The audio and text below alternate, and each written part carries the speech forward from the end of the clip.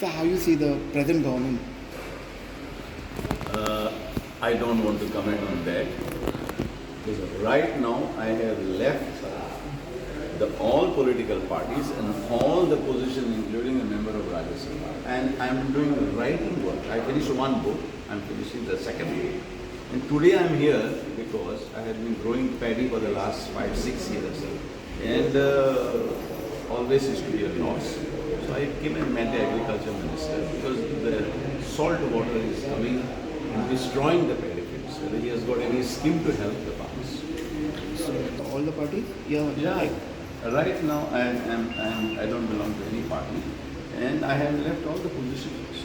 So coming year we will not. I am doing what I like the best and what I enjoy the best is to go and do the writing because I had done at least 7 policies: employment policy, education policy, industrial policy, biotechnology policy, IT policy. Not only first in Goa, it was first in India.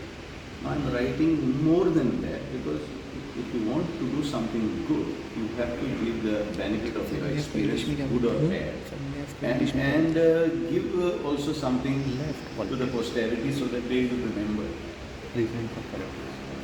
Thank So you. coming years we will not see the Indian Ferrero in the elections.